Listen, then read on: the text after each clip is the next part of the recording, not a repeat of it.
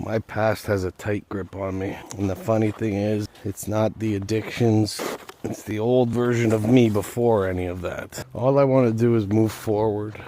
I want to help people who are going through dark times like I was, like I still am. And I realize that I keep trying to do this. I'm hoping I'll get to this new point where the good things that I want to do for myself and for others will outweigh the problems that I'm ignoring. Not so much ignoring, I guess, because I face them every day. Practicing what I preach, it just goes to show how misunderstood people are. The people around me are worried that addictions will surface. And this is just my perception of what they're worried about. Actually, I really don't know because we don't talk about it. But I've always been a good judge of this kind of thing.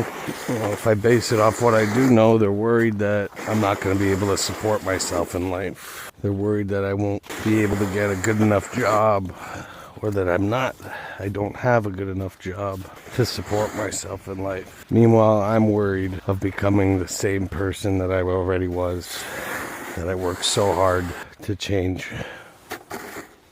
I'm worried about falling back into old patterns. Not drugs, not addictions, but old patterns of living. I'm worried about finding a job that I won't be happy with. I'm worried about losing myself again. See, that's the real problem. Everybody wants me to get a job so that I can support myself, something that makes good money. I had that. I already did that. And that's what led to my self-destruction. I don't want to put myself in the same position that leads me to self-destruct again. At the same time, if I don't do that, I have to start over. I don't have an education in the field that I want to be in. I can't afford that education at this stage of my life. Other than my own personal experience, I don't have professional experience in dealing with mental health, addictions, trauma, anxiety, and depression. Funny thing is I value my personal experience, and I think that the world can benefit from my personal experience. The way the world is today, a lot of people can resonate with the fact that lack of professional experience is blocking them from what they want to do. I'm a law school graduate. I ran my own law firm. Just a lot goes into closing it up, especially when faced with the allegations that have been thrown at me. Hello, how are you? Good, thanks. He just told me I should leave it because it's going to be 10 degrees on Friday. In one of my other shoveling messages, I mentioned how sometimes it's just better to leave, do what you can, clear what you can, and leave the rest to the universe. Maybe the sun will come out and make it easier to clear away, or just clear itself away. See, I take that as a message that he just told me to leave it because it's going to be sunny on Friday. That's what I've been doing with this past problem that I'm dealing with. I left it in God's hands. I left it in the hands of the universe. But I might have oversimplified what that means. I may have detached a little too much. I'm still applying. Regardless of lack of education and experience, I'm still applying to different mental health and addiction facilities for the world, for the people who are suffering, who are lost in the dark. Because if there's one thing I'm good at, and I'm good at a lot of things, but if there is one thing that I'm good at, it's exploring the darkness of my past, finding the light, and shining a pathway out. And maybe it's because of that that I keep going back into the dark. Maybe subconsciously I don't want to move forward because I've been successful at looking deep inside and finding the light in the dark spots that have traumatized me and healing those traumas. But clearly I have a couple that I'm not addressing.